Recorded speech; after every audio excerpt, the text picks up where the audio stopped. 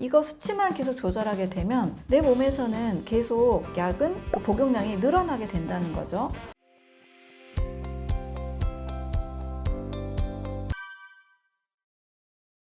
혈당만 관리해서 된다라면 혈당 강화제, 많은 당뇨 약들을 먹으면 당뇨가 완치가 돼야 되겠죠. 근데 우리는 잘 알고 있잖아요. 혈당 강화제를 먹었다고 해서 완치가 되고 다음날은 약을 안 먹어도 되는 그런 이제 치료제가 아니라는 것을 알고 있습니다. 당뇨인 분들에게 가장 이제 신경 쓰이는 것이 혈당인 것은 맞습니다. 그래서 너무 지나치게 빠르게 혈당을 올리는 음식들이나 또 정제된 그런 당분들을 먹는 것은 순간적인 고혈당 또 순간적인 인슐린의 분비와 또 저혈당, 이 고혈당과 저혈당을 반복하는 혈당 스파이크가 문제가 돼서 결과적으로 췌장 건강은 더 상실하게 되고 또 인슐린의 문제가 더 심각해져서 인슐린조차 나오지 않는 몸이 된다는 것을 알고 계실 거예요. 단순히 혈당만 관리하면 해결이 되는 것이 아니고 혈당 대사에 관련되어 있는 췌장의 건강, 또 췌장을 튼튼하게 해서 인슐린이 제대로 잘 작동할 수 있는 인슐린의 민감도를 살려주는 것, 이것이 더 중요하다고 보는 거죠. 혈당만 보는 분들은 대부분 그냥 그 성분 자체가 당만 들어있어도 아주 막 불안해하시고 벌벌벌 떨고 뭐 과일에 당 엄청 무서워하시고 그러잖아요. 그런데 많은 연구를 통해서 혈당은 낮은 음식 중에 단백질 음식이 있습니다. 계란, 생선, 고기 이런 것들은 뭐 당분이 없으니까 당연히 혈당이 낮잖아요. 혈당 낮은 혈당을 지속적으로 먹으면 안전하다라고 하나의 관점만 보면 그렇게 이야기할 수 있지만 절대 또 그렇지 않다라는 것은 알고 있습니다. 근데 고기를 많이 먹고 있는 서구인들의 경우에도 인슐린 저항성의 문제가 같이 오고 있거든요. 그래서 단순히 혈당만 관리하는 것이 아니고 더 중요한 것은 결국 혈당을 조절하는 호르몬을 만들어내는 췌장의 건강이 더 중요한 결과로 보게 되는 거죠. 일단 췌장이 튼튼하면 우리 몸에서 혈당을 조절하는 인슐린이나 혈당을 또 낮추는 글루카곤 이런 호르몬들이 필요할 때 적절하게 잘 나오기도 하고 여러 이제 소화 효소 탄수화물, 단백질, 지방의 소화 효소를 만드는 것이 또 췌장인데 이 소화도 잘 시킨다는 거죠. 그런데 한국인들의 경우에는 밥빵 면떡 사실 밥도 먹고 식후에 또 간식도 탄수화물이고 이러다 보니까 자주자주 이제 인슐린 호르몬을 많이 분비하게 되고 이러면서 혈당 조절이 잘 되지 않고 췌장에 과부하게 걸려서 뭐 췌장염, 심해지면 췌장암, 췌장 질환으로 발전을 할 수가 있다는 거죠. 그래서 혈당만 보면 안 되고 그거는 뭐 약 먹으면 치료됩니다 이 말을 할 수 있게 되는 거고요. 약을 먹어도 치료가 되지 않는다는 것을 다 알고 있기 때문에 근본적인 췌장의 건강을 강화시키는 것, 우리가 심폐 기능을 강화시키려고 막 달리기 하듯이 췌장의 건강을 강화시켜서 인슐린의 문제를 일으키지 않는 것이 가장 이상적인 당뇨의 건강관리법이라고 할 수 있습니다. 당뇨약 중에 지금 가장 많이 초기 당뇨 그리고 가장 많이 쓰고 있는 게 메트포르민이라는 약인데요.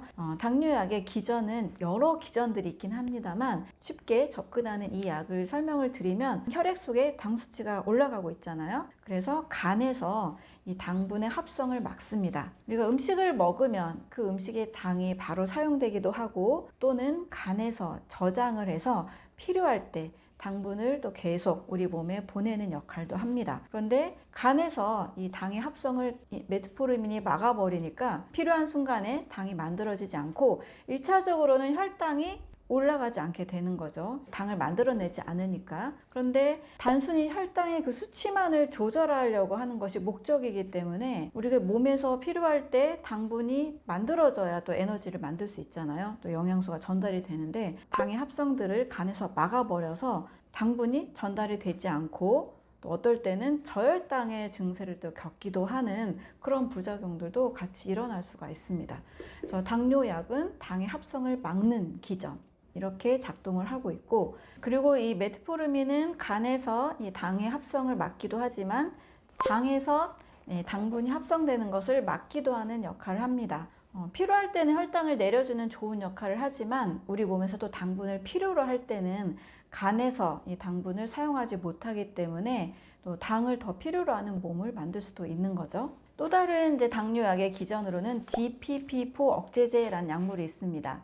이 약물의 경우에는 인슐린을 잘 만들어낼 수 있도록 세포를 자극해서 인슐린의 분비를 촉진시킵니다. 또 반대로 인슐린과 반대되는 역할을 하는 게 글루카곤인데, 이 글루카곤을 또 분비하지 않도록 막아서 결과적으로 혈당을 떨어뜨리는 역할을 합니다. 네, 설폰 요소제라는 이제 당뇨약의 또 하나의 기전이 있는데요. 이 약물의 경우에는 인슐린을 만들어내는 췌장의 베타 세포를 자극을 합니다.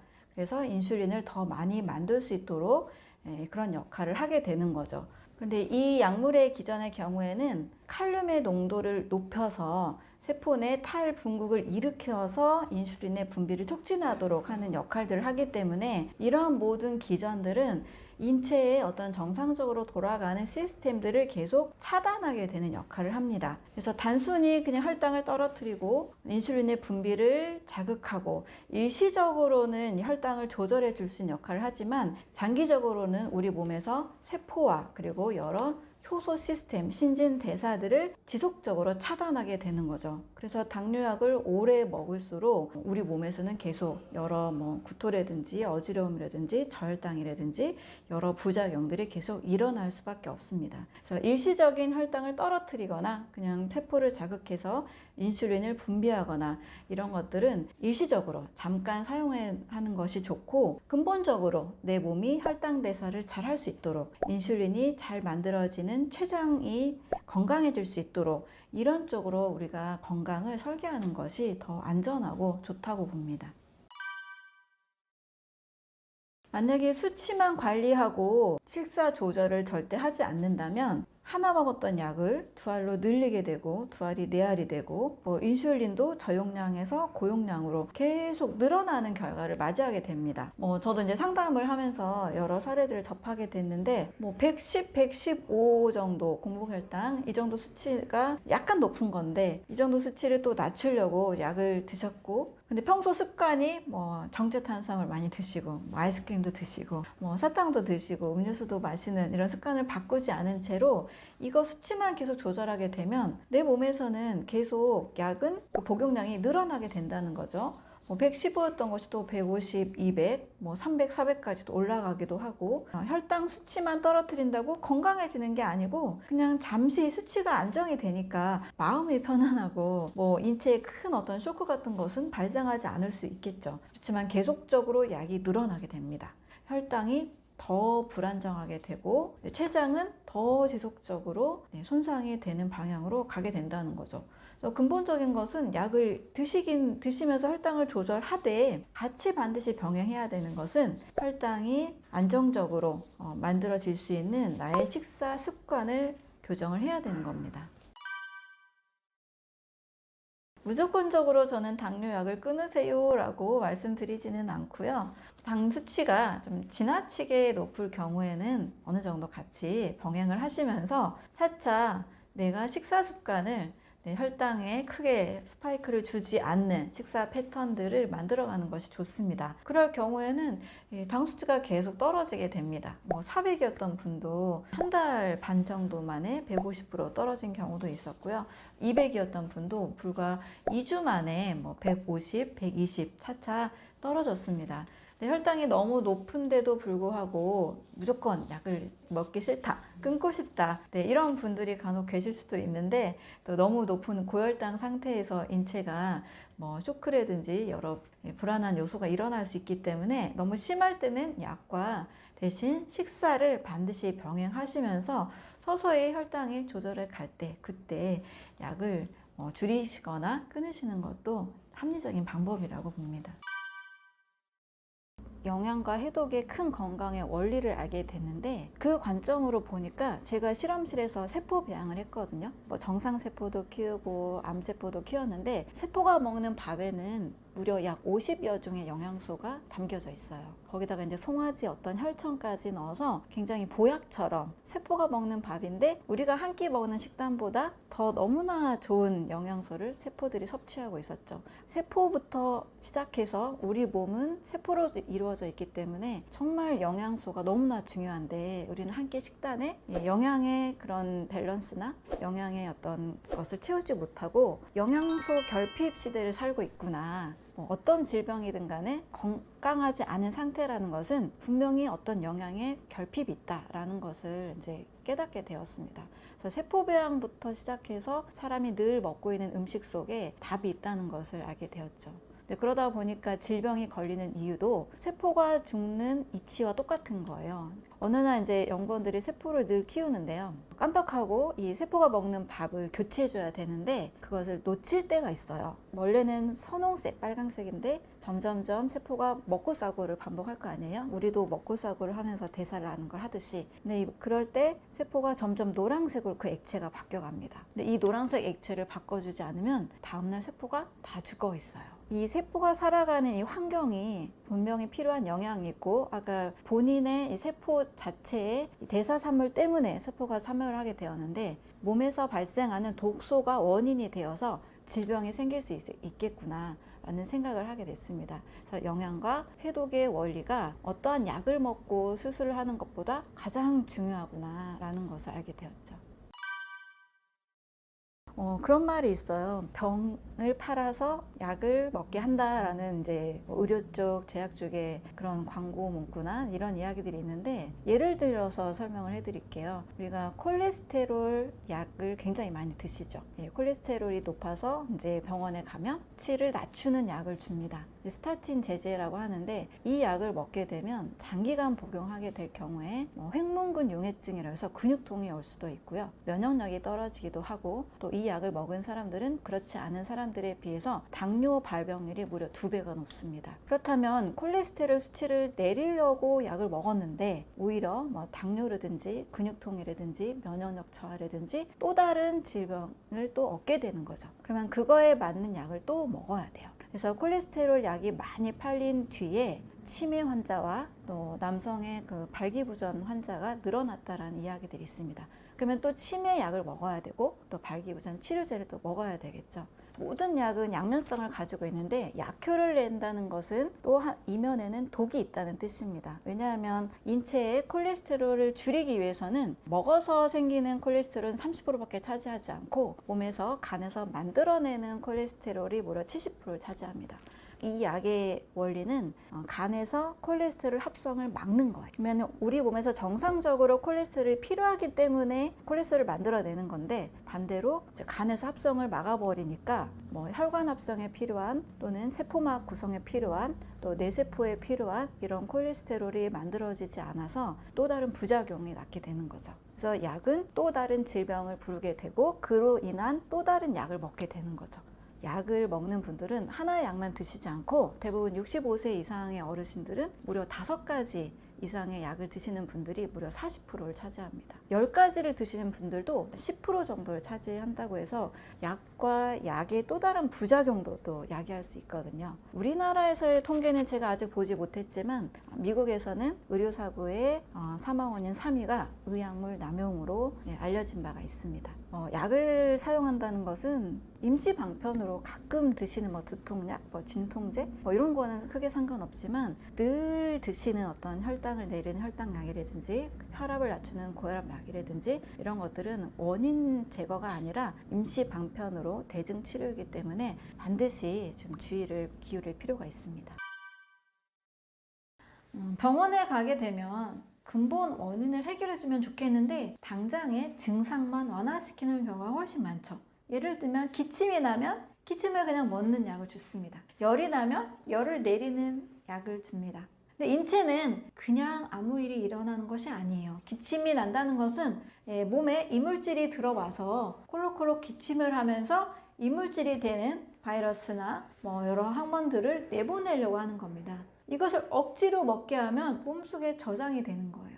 원인이 되는 바이러스나 이물질들이 빠져나가지 못하기 때문에 병은 해결이 되는 것이 아니라 더 커질 수가 있습니다.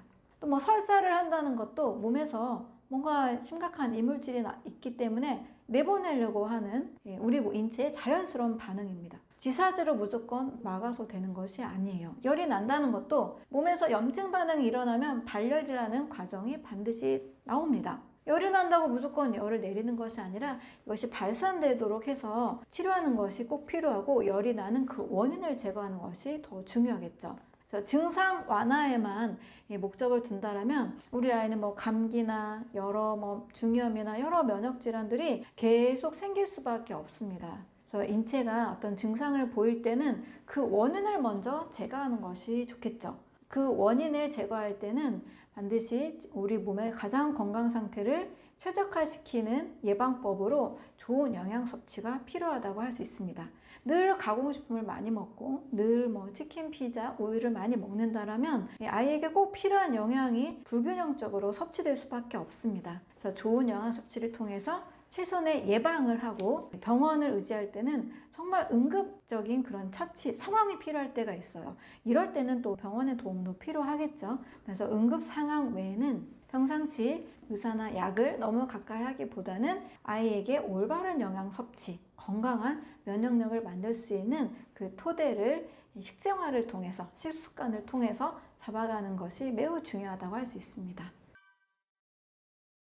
만약에 지금 뭐 고혈압이나 당뇨나 또는 뭐 고지혈증 같은 이런 약을 꾸준히 드시고 계신다라면 이 병의 증상을 완화시키는 약과 함께 그것만 의존하지 마시고 내 몸의 전체의 환경을 좋게 만드는 내 몸의 건강 상태도 같이 신경을 써주시면 좋을 것 같아요. 약은 임시적으로 어떤 수치를 정상화시켜주지만 내 몸의 세포에 충분한 영양을 공급해주는 기능은 하지 못합니다. 그래서 내 몸은 우리 온몸이 항상 산소와 영양소를 공급받고 또 노폐물은 빠져나가야 하는 그런 시스템으로 움직이고 있기 때문에 내가 얼마나 좋은 산소가 또 좋은 영양소가 내 몸에 잘 공급되고 있는지를 같이 체크를 하셔서 약을 드실 때 이 부분도 같이 신경을 꼭 써주시면 좋을 것 같아요. 제가 암센터 연구원으로 일을 할 때만 해도 좋은 약을 개발하면 아픈 사람이 줄어들 것이다 라고 생각을 했습니다. 그래서 정말 좋은 항암제, 암을 정복할 수 있는 약을 개발을 해서 많은 사람들이 암으로부터 좀 고통을 줄여갔으면 또 다시 건강을 회복했으면 하는 생각이 있었거든요. 그래서 약이 저는 사람을 구한다 라고 굉장히 굳게 믿고 있었던 사람인데 그래서 연구를 하면 할수록 두 가지 의문이 들었습니다. 의학이 굉장히 많이 발달하고 항암제 역사도 뭐 100년이 넘는 굉장히 오랜 역사를 가지고 있는데 실질적으로 암 환자는 줄어들지 않고 있다는 거죠. 오히려 암 환자는 더 늘어나고 있고 더 많은 사람들이 아픈 이 현실을 우리가 살고 있는 것을 알게 됐습니다. 의학이 발달하는데도 불구하고 왜 환자는 더 늘어날까? 이게 저의 첫 번째 의문이었습니다. 자, 이 질문을 가지고 제가 이제 일을 하면서 우연히 알게 된 지인의 그 병원 방문을 통해서 신기하게 몸에서 발생하는 이 독소에 관심을 가지고 있는 관점을 발견하게 됐습니다. 간헐적 단식이나 단식 같은 게 요즘 되게 많은데 이런 간헐적 단식과 단식에 좋은 효과인 그런 해독 치료라는 것을 병행을 하는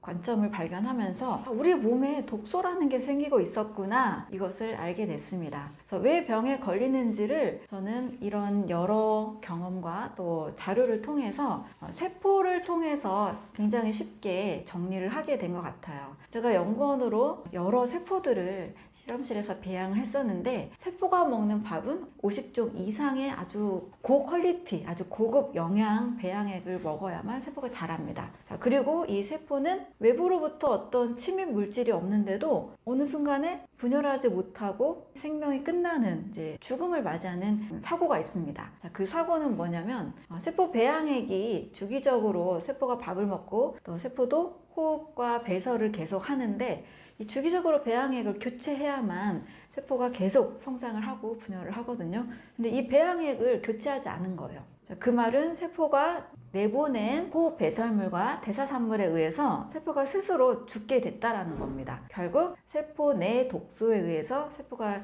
이제 산멸을 하게 되는데요. 자, 이렇게 세포 단위에서 시작해서 이 사람이라는 이 생명체는 기본적인 영양이 들어와야 하고 또 몸에서 만들어내는 이 독소가 해독이 돼야만 생명을 유지할 수가 있습니다. 그래서 그냥 병이라는 것은요, 그냥 한 가지로 정리를 해보면 세포 기능 장애라고 볼 수가 있습니다.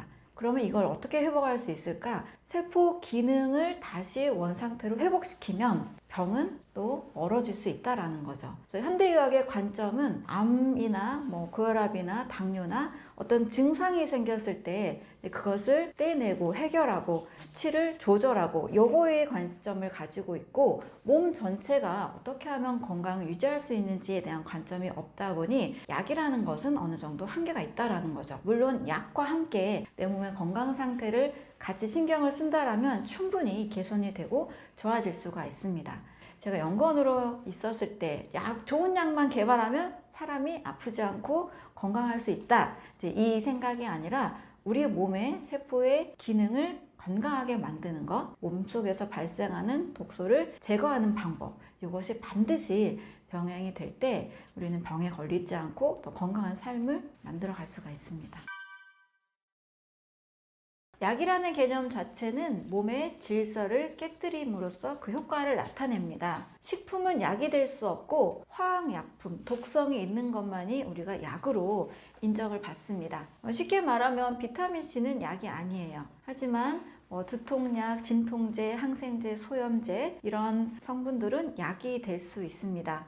약이라는 것의 기준은 치료 개수라는 것이 산정이 될 때 나오는데요. 치료 개수는 동물 실험 시 치사량을 치료량으로 나눈 개수입니다. 치사량이라는 말은 죽이는 용량이에요. 이 동물이 1000g을 먹었을 때 사망했다. 1000g이 치사량이 되는 겁니다. 이 말은 대부분의 약들은 화학 성분이고 독성을 가지고 있다는 뜻입니다. 따라서 약이라는 것의 목표는 어떤 증상을 완화시키는 증상 완화제의 역할로 봐야 하고, 그 질병이 생긴 원인을 해결하는 해결책, 치료제로 보기는 어렵다는 겁니다. 쉽게 말하면 여러분 감기 걸렸을 때 감기약을 드시잖아요. 감기 걸렸을 때 감기의 진짜 원인은 감기 바이러스입니다. 감기를 일으키는 바이러스는 너무 다양하고 항상 바뀌기 때문입니다. 근데 감기 치료제는 어떤 약일까요? 콧물이 나올 때 콧물 나오지 않게 하는 약, 기침을 멎게 하는 약, 가래를 나오지 않게 하는 약, 또 2차 감염을 예방하기 위해서 들어있는 항생제, 소염제, 이런 약들은 콧물, 기침, 감기 이런 증상들을 완화시키는 증상 완화되지 감기의 원인인 바이러스를 죽이는 약이 아니라는 겁니다. 약을 먹어도 증상이 완화될 뿐 그 원인은 제거되지 않기 때문에 내가 약을 선택할 때 이 증상이 심해서 일상생활이 안 되고 고통이 너무 크다, 이럴 때는 일시적으로 선택해야 되지만 늘 평생 10년, 20년 만성적으로는 그 약을 선택했을 때 원인이 제거되지 않는 한 질병은 절대 낫지 않습니다. 그래서 약의 개념, 증상 완화제다, 약은 치료제가 아니다, 이 개념을 명확히 아시고 내가 일상생활에서 내가 할 수 있는 부분은 내가 꼭 만들어 가고 원인을 제거할 때 우리는 건강이라는 목표에 도달할 수가 있습니다. 첫 번째는 모든 약은 부작용을 가지고 있습니다. 몸에 원래 돌아가는 질서들을 차단함으로써 약효를 내기 때문에 그에 따른 부작용이 반드시 있습니다.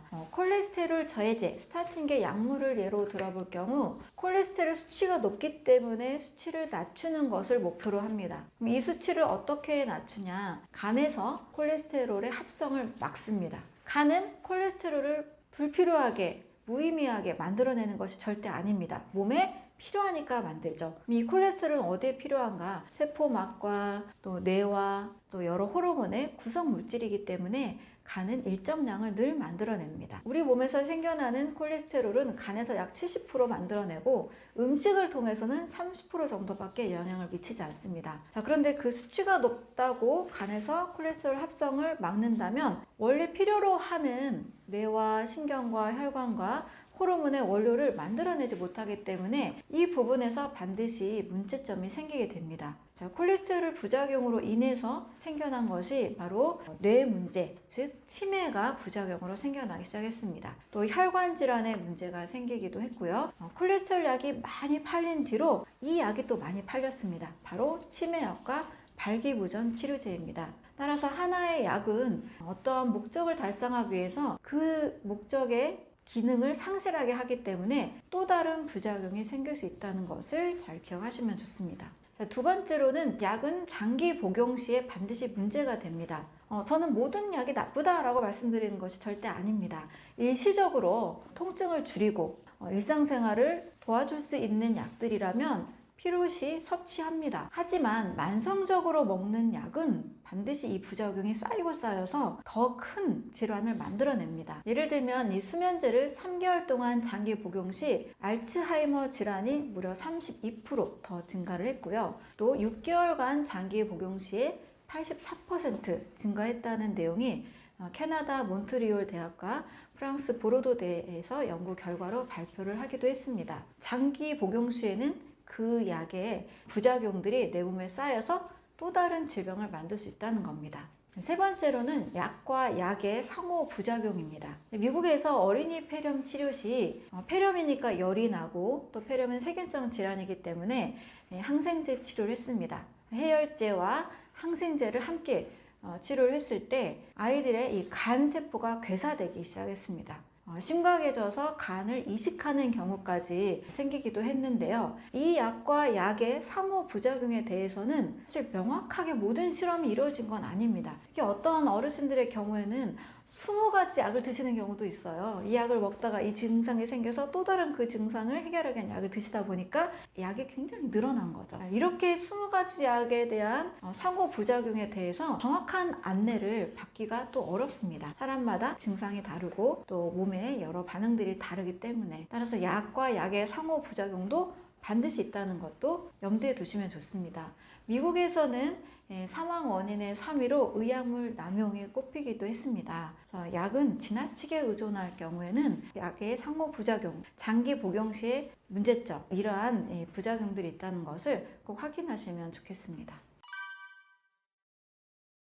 미국의 교육학자로 알려진 에이브러햄 플렉스너가 쓴 보고서의 내용입니다. 이 보고서의 배경이 된 데에는 의학계의 어떤 표준화, 과학화를 시도한다라는 그런 배경이었습니다. 또 다른 또 하나의 배경이 있었는데요. 당시 이 석유 산업을 아주 크게 성장시켰던 록펠러와 카네기 재단이 이 석유 정제 화합물을 가지고 또 다른 산업을 어떻게 성장시킬 수 있을까를 연구하던 중에 제약 산업을 타겟으로 하게 된 배경이 있기도 합니다. 당시에는 이제 미국의 카이로프랙틱이나 동종요법, 심리치료, 식이요법, 다양한 치료법들이 환자들에게 사용했던 시절이었는데요. 마치 이런 치료들은 좀 근거가 약하다라는 것을 좀 이유로 수많은 의대가 제약업계를 배경으로 과학화 표준화되기 시작했습니다. 그 필두로 미국의 존스홉킨스 대학과 이 병원이 기준점을 제공하기 시작을 했는데요. 요즘 우리가 병원을 가면 대부분 비슷한 약과 비슷한 처방을 하는 것을 지금은 당연하게 여기잖아요. 하지만 이제 이 표준화 과학화가 되기 전에는 꼭 그렇지만은 않았습니다. 지금도 다양한 치료들을 하기는 하지만 마치 비주류 의학이 되고 주류 의학은 큰 대형 병원이나 약을 꼭 처방받는 것이 가장 기본 치료, 표준 치료라는 이름으로 많이 하고 있는데요. 이러한 보고서로 인해서 이러한 치료법들이 좀 상당히 많은 신뢰를 얻고 어떤 기준점을 제공하기도 했습니다. 환자분들이 이제 몸이 아플 때 이왕이면 작은 병원보다는 이제 큰 병원을 신뢰하기가 쉽고 또 이름이 있는 유명한 선생님을 신뢰하는 경향이 있습니다. 그런데 어떤 항암 치료도 보면 치료 성적을 봤을 때 1950년대 이후에 지금까지의 치료 성적이 사실상 크게 좋아진 것은 아닙니다. 정확한 통계를 보면 암의 생존율이라는 것은 5년 동안에 재발하지 않았을 때 생존자로 봅니다. 5년 일주일 뒤에 병에 걸렸을 때도 5년 동안 암이 재발되지 않았기 때문에 생존율을 본다는 거죠. 이런 통계들도 우리가 조금 주의해서 볼 필요가 있는데요. 사람들이 쉽게 신뢰하는 그런 기준으로는 큰 병원, 또 유명한 선생님, 또 암 치료도 3대 표준 치료를 먼저 더 신뢰하기가 쉽습니다. 플렉스너 보고서의 배경을 봤을 때 많은 병원과 큰 병원들과 또 제약 산업 사이에는 우리가 다 알지 못하는 상당히 많은 연결고리가 있다는 것도 같이 아시는 것이 좋습니다. 무조건 비난하고 무조건 신뢰하지 말자 이야기가 아니고 정말 내 병을 낫게 하기 위해서 유명한 병원, 유명한